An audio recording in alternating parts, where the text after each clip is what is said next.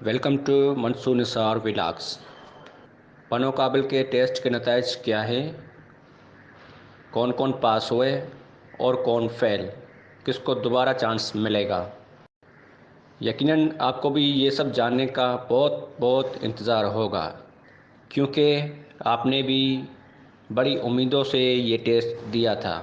Test के नताइज बताने से पहले हम बात करेंगे इसी टेस्ट के बारे में। ये टेस्ट किसने और क्यों लिए, ये सब जानने के लिए वीडियो देखिए और थोड़ा सब्र रखें। अपने टेस्ट के नताइज के लिए वो क्या है वो भी बताते हैं।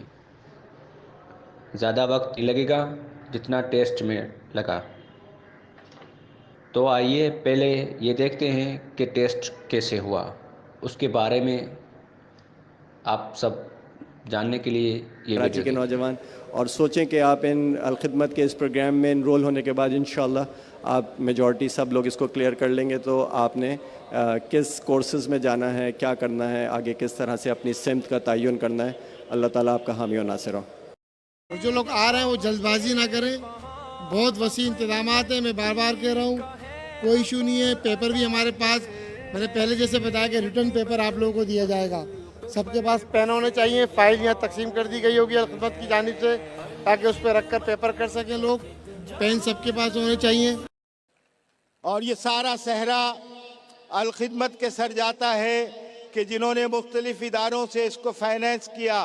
और जब आप आज के टेस्ट में कामयाब होने के बाद अपने शोबाजात में ट्रेनिंग हासिल करेंगे तो आपके लिए अल्हम्दुलिल्लाह एक बाइज्जत रोजगार का बंदोबस्त भी अलखिदमत ने किया है। ये भी एशिया में कभी नहीं हुआ। अब अलखिदमत के डायरेक्टर जनाब मोहतरम राशिद कुरैशी आपसे गुफ्तगू करेंगे। भी नौजवान कराची से, चाहे वो मैट्रिक पास हैं, इंटर हैं या आपने ग्रेजुएशन की हुई है और इस टेस्ट का हिस्सा इसलिए बनना चाहते हैं कि आप उन कोर्सेज से फ़ायदा उठाना चाहते हैं जो अलखिदमत आपको ऑफ़र करेगी। तो मैं आपके साथ बस एक छोटे से स्टैटिस्टिक्स शेयर करना चाह रहा था। मैंने देखा कि फाइनेंशियल ईयर 22 में, यानी इस साल 2022 में, फाइनेंशियल ईयर 2022 में पाकिस्तान ने तकरीबन $2.25 अरब कमाए हैं आईटी की एक्सपोर्ट से। $2.25 अरब का मतलब है अप्रॉक्सीमेटली 600 अरब पाकिस्तानी रुपए। और इन 600 अरब पाकिस्तानी जो हमारी आईटी कंपनीज़ ने कमाए हैं, जिसमें छोटी और बड़ी तमाम कंपनीज शामिल हैं, उसमें से तकरीबन $400 मिलियन फ्रीलांसर्स ने कमाए। तो आप में से बहुत से बैठे हुए लोग शायद फ्रीलांसिंग वर्क से वाकिफ़ हों, शायद आप में से कुछ किसी हद तक फ्रीलांसिंग कर भी रहे हों। तो आप जैसे कराची के और पाकिस्तान के नौजवानों ने $400 मिलियन यानी तकरीबन कोई 90 अरब रुपया फ्रीलांसिंग करके कमाया है। तो यकीनन आप भी जो है वो आगाज़ करेंगे इंशाल्लाह, चाहे वो वेब डिज़ाइनिंग हो, चाहे सोशल मीडिया मार्केटिंग हो, चाहे अमेज़ोन और इस तरह के जो दूसरे प्लेटफॉर्म्स हैं उनके ऊपर जो है वो महारत हासिल करके हो। तो आप समझ सकते हैं कि अगर 2022 में, जबकि हुकूमत की कोई सरपरस्ती ऐसी नहीं है नौजवानों के लिए जिसमें उनको वो आईटी की ऐसे कोर्सेज़ में इनरोल किया जाए और उनकी इस्तेदाद बढ़ाई जाए, जिसके ज़रिए पाकिस्तान के लिए सबसे पहले आप अपनी ज़ात के लिए, अपने ख़ानदान के लिए और फिर पाकिस्तान के लिए आप जो है वो ज़र मुबादला कमाएंगे। उसके बावजूद कि हुकूमत की सरपरस्ती नहीं है, हमारे नौजवानों ने 90 अरब रुपए से ज़्यादा सिर्फ फ्रीलांसिंग में कमाए हैं साल 2022 में। और ठीक है, आपको डॉलर्स नहीं चाहिए कमाने के लिए, आपको शहर से बाहर जाने की ज़रूरत नहीं है। आप डॉलर्स कमाना चाहते हैं, आप अपने घर में बैठ के अपने लैपटॉप और अपने मोबाइल फ़ोन के ज़रिए डॉलर्स अर्न कर सकते हैं। आप अपना एम रखें कि इंशाल्लाह अगर कराची के, जो कि अलखिदमत का इरादा है कि 50,000 यूथ को, यानी आप जैसे 50,000 कराची के नौजवानों को इन स्किल्स से इक्विप करना चाहती है। ये कोर्सेज़ आपको सिखाना चाहती है अलखिदमत, ताकि आप अपने पाँव पे ख़ुद खड़े हो सकें, आप फ्रीलांसिंग का काम खुद कर सकें, अपने लिए बाइज़्ज़त रोज़गार कमा सकें, अपने घर वालों के लिए कमा सकें और मुल्क की खिदमत आप ऑटोमेटिकली करेंगे मुल्क। और ये सारा का सारा मजमा जो है वो इस वक्त माशाल्लाह एनर्जी से भरा हुआ है, इस नीयत को लेकर आया है कि जी हम यहाँ पे कुछ सीखेंगे और उसके बाद जो है वो अपने लिए एक इज़्ज़त और वक़ार वाला जो है वो रोज़गार हासिल करेंगे। तो बराए मेहरबानी इस मौके को ज़ाया नहीं कीजिएगा। ये अगर अगर अलखिदमत ये रिसोर्सेज कहीं से इकट्ठे कर रही है तो ये अलखिदमत को आपको शुक्रगुजार होना चाहिए कि वो ये तमाम रिसोर्सेज इकट्ठा करके आप लोगों के लिए ये फ्री ऑफ कॉस्ट जो है वो कोर्सेज जो है वो आपके लिए ऑर्गेनाइज कर रही है। हम अभी बस थोड़ी देर में आपके सब्र का जो है वो बहुत बहुत शुक्रिया, आपने इतना इंतज़ार किया, सब्र किया, आपका शुक्रिया। बस हम आगाज़ करने लगे थोड़ी देर में इस तकरीब का, और तकरीब में ऑब्वियसली कुछ लवाजमात होते हैं तो उसमें वो होंगे, और उसके बाद आपके टेस्ट का होगा। तो जो इंशाल्लाह इसमें आगे बढ़ेंगे। आज बनो काबिल प्रोजेक्ट का पहला मरहला, इब्तदाई मरहला एंट्री टेस्ट है। कराची के हज़ारों नौजवान यहाँ मौजूद हैं जो इंशाअल्लाह आज यहाँ हाफिज़ नईमुर रहमान साहब सदर खिदमत कराची की ज़ेर सदारत ये इम्तिहान देंगे, और इंशाअल्लाह इसमें से हज़ारों तलबा ये टेस्ट पास करके अपने लिए एक बाइज़्ज़त रोज़गार का इत्माम करते हुए मुल्क खुदादाद पाकिस्तान के लिए ज़रा मुबादला में इजाफे का सबब भी बनेंगे।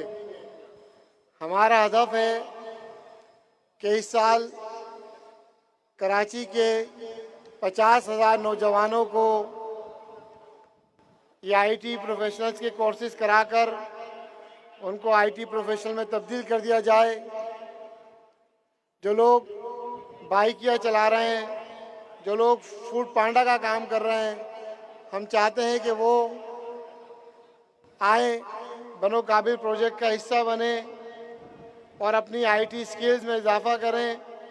और ये तमाम कोर्सेज बिल्कुल फ्री ऑफ कॉस्ट है, किसी किस्म के कोई चार्जेस नहीं लिए जाएंगे, ना ही कोई रजिस्ट्रेशन चार्ज है, ना ही कोई दाखिला फ़ीस है, ना ही कोई माहाना फ़ीस है, ना ही कोई सालाना फ़ीस है। किसी किस्म की कोई फ़ीस इन तलबा से नहीं ली जाएगी। इसी साल कराची के 50,000 नौजवान ये कोर्स करके आईटी के प्रोफेशनल बन जाएंगे। बहुत शुक्रिया। हम तकरीब का बाकायदा आगाज़ करते हैं जनाब, और इसके लिए मैं तिलावत कुरान पाक के लिए दावत दूंगा हमारे भाई हाफिज़ सलमान तारिक साहब को, जो कि तिलावत कुरान पाक और नात रसूल मकबूल आपके सामने पेश करेंगे। हाफिज़ सलमान तारिक भाई।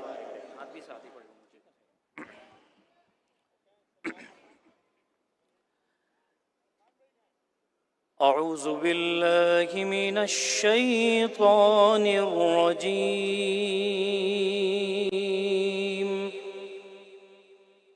बिस्मिल्लाहिर रहमानिर रहीम।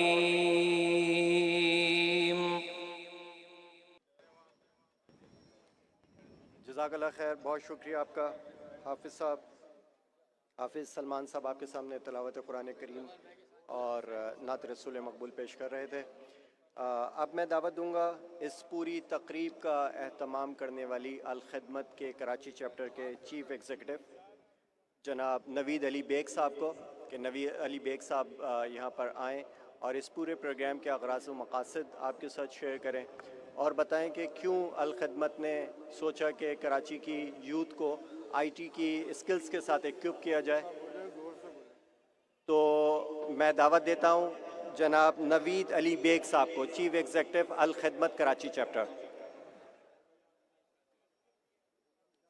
शुक्रिया। औज़ु बिल्लाहि मिनश शैतानिर रजीम, बिस्मिल्लाहिर रहमानिर रहीम। कराची के नौजवानों को खुशामदीद और अपना अच्छा मुस्तकबिल बना सकें। इंशाअल्लाह अज़ीज़ अब से कुछ देर बाद टेस्ट मुनक़्क़िद होगा।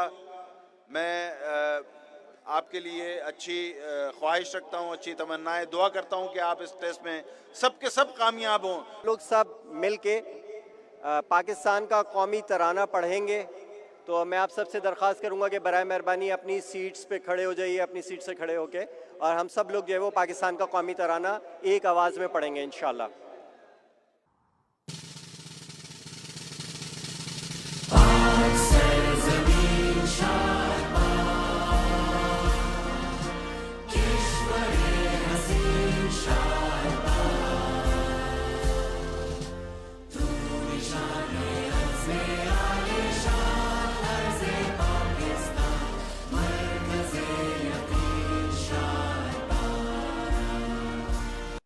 बहुत बहुत शुक्रिया जनाब। हम ज़्यादा वक्त नहीं लेंगे। अब हम हाफिज़ नईमुर रहमान साहब से दरख्वास्त करेंगे जो कि प्रेसिडेंट अल खिदमत कराची हैं।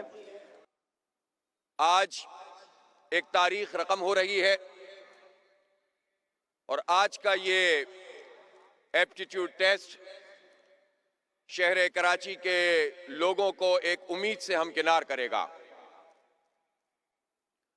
इतनी बड़ी तादाद में आपने अल खिदमत के इस बनो काबिल प्रोग्राम पर एतमाद किया,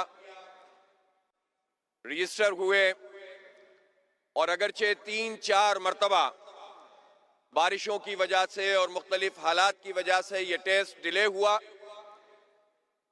लेकिन आप इस प्रोग्राम का हिस्सा बने रहे और आज यहाँ पर एक इम्तिहान से गुजर रहे हैं।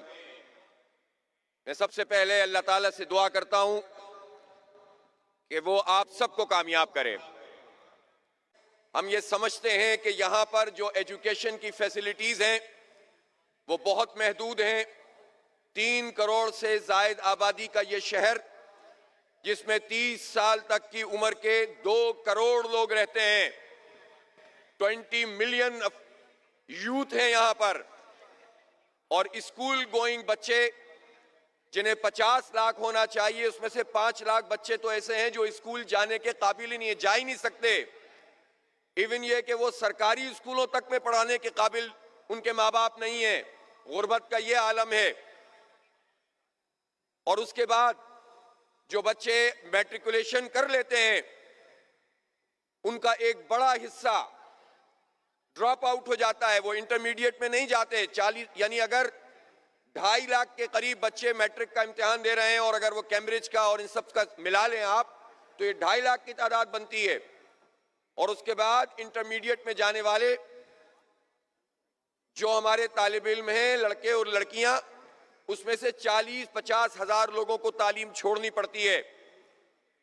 और फिर अगर 1.5-2 लाख इंटरमीडिएट के इम्तिहानात जिसमें साइंस और आर्ट्स और कॉमर्स और सब कुछ मौजूद है वो पास करते हैं, तो आगे ग्रेजुएशन में ड्रॉप आउट हो जाता है तकरीबन 40,000 लोगों का, और ग्रेजुएशन के लिए भी पूरे मौके मौजूद नहीं हैं। 2 जनरल सरकारी यूनिवर्सिटियां हैं। 3 करोड़ से ज्यादा आबादी के इस शहर में रोजगार के मौके नहीं हैं। इंडस्ट्री अल्हम्दुलिल्लाह इस शहर की वो है जो पूरे पाकिस्तान को चला रही है, लेकिन इंडस्ट्री को जिन क्राइसिस का सामना है, बुनियादी यूटिलिटीज उनको नहीं मिल रही, उसके नतीजे में बहुत बड़ी तादाद में लोग बेरोजगार हो रहे हैं और कोई इस जानिब तवज्जो देने के लिए तैयार नहीं है। हम तालिब इल्म थे तो हमें उस वक्त केटीसी की बसें दस्तयाब थीं। हमने अपने तालिब इल्मी के जमाने में यह सवाल देखा कि हजारों बसें खत्म कर दी गईं। हम रियायती किराए पे अपनी यूनिवर्सिटी जाया करते थे। कराची यूनिवर्सिटी में 125-150 पॉइंट होते थे। एनईडी यूनिवर्सिटी में भी एक बड़ा फ्लीट चलता था। Dow Medical College, Sindh Medical College उस वक्त था। उस वक्त भी लोग आराम से अपने पॉइंट्स के अंदर जाते थे। लेकिन आज क्या सूरत हाल है कि चंद पॉइंट्स होते हैं जिसमें लटकते हुए बच्चे और बच्चियां सफर कर रहे होते हैं। और मैं जानता हूं, हम मिडिल क्लास लोग हैं, मैं आपके दुख को भी जानता हूं, आपके वालिदैन की परेशानी को भी जानता हूं कि जो ऐप डेवलपमेंट के हैं, इसी तरह से जो है वो आप वेब डेवलपर बनेंगे, फ्रीलांसिंग करेंगे, आप अमेज़न के ऊपर आप जो है वो डिजिटल मार्केटिंग करेंगे और इसी तरह से आप ग्राफिक डिजाइनिंग करेंगे। हम तो चाहते हैं कि आपको आर्टिफिशियल इंटेलिजेंस में भी बहुत आगे लेकर जाएं और पूरी दुनिया में अपना मकाम बनाएं। आप सिर्फ यही नहीं करेंगे कि खुद पढ़ेंगे, खुद कमाएंगे, बल्कि आप पढ़ाएंगे इंशाअल्लाह अपने बच्चों को। मुझसे एक वादा करो कि जब तुम स्कॉलरशिप प्रोग्राम से फारिग हो और किसी काबिल हो जाओ तो अपनी तनख्वाह का एक हिस्सा अपनी ही तरह के और बच्चों के लिए भी मख्तस कर देना, ताकि दूसरे बच्चे भी पढ़ें और वो भी आगे बढ़ें। और मैं ये भी कहना चाहता हूं, हमारी इस वक्त एक्सपोर्ट का सिर्फ 8% सॉफ्टवेयर का और आईटी का एक्सपोर्ट है। हमारे बराबर में भारत है, वैसे तो हमारा उससे मुकाबला है, वो हमारे साथ ज्यादती करता है। उसने वहां बहुत बुरा सलूक मुसलमानों, दलितों, क्रिश्चियनों सबके साथ किया हुआ है। लेकिन बहरहाल ये बात क्या सोचने की नहीं है हमारे अरबाब इख्तियार के लिए कि अगर वो $150 बिलियन उसकी एक्सपोर्ट कर सकते हैं तो पाकिस्तान का आज का पोटेंशियल $30 बिलियन आईटी एक्सपोर्ट का है, जो हम सिर्फ $3.2 बिलियन कर रहे हैं। हम इंशाअल्लाह ताला आज एक इनिशिएटिव ले रहे हैं, ये इनिशिएटिव तमाम लोगों को ऑन बोर्ड लेगा और ऑर्गेनाइजेशंस भी आगे आएंगी, हुकूमत पे भी दबाव पड़ेगा इंशाअल्लाह, और इसके नतीजे में ये अमल आगे बढ़ेगा। आपके सामने आवेज़ा की गई स्क्रीन्स के ऊपर टाइमर ऑन कर दिया गया है। इस एग्जाम के दौरान कोशिश कीजिए कि ना आप किसी को डिस्टर्ब करें और ना कोई और आपको डिस्टर्ब करे। पूरी यकसुई से इस इम्तिहान में अपनी परफॉर्मेंस का इजहार करने की कोशिश कीजिए कि वो अपने पेपर पे अपनी रजिस्ट्रेशन से मुतालिक मालूमात दुरुस्त तौर पे दर्ज करके ये पर्चा हमारे एग्जामिनेशन टीम के हवाले कर दें।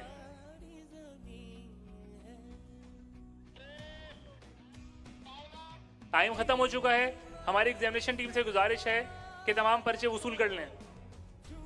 हमारी एग्जामिनेशन टीम से गुजारिश है, क्लस्टर मैनेजमेंट के तमाम मेंबरान से गुजारिश है कि तमाम सवालनामे वापस हासिल कर लें। कौन टेस्ट में पास हुआ और कौन टेस्ट में फेल हुआ, किसको दोबारा चांस मिलेगा, इसके लिए आपको इंतज़ार अभी बरकरार रखना पड़ेगा, क्योंकि टेस्ट के नताइज का अभी तक ऐलान नहीं हुआ है। जब वो ऐलान होगा तो हम आपको वो बता देंगे। इसलिए इस चैनल को सब्सक्राइब रखें ताकि टेस्ट के नताइज फौरी तौर पर आप तक पहुंच सके। इस वीडियो का पार्ट 2 भी हम रिलीज़ करेंगे, जिसमें टेस्ट के नताइज तो होंगे, मगर इस टेस्ट के एक और पहलू पे भी बात करेंगे कि इसके मुआशरे पे क्या असरात हैं, इसका क्या फ़वाइद हैं, इसके क्या नुकसानात हैं, जो पार्ट 2 में होगा। वीडियो देखने का शुक्रिया।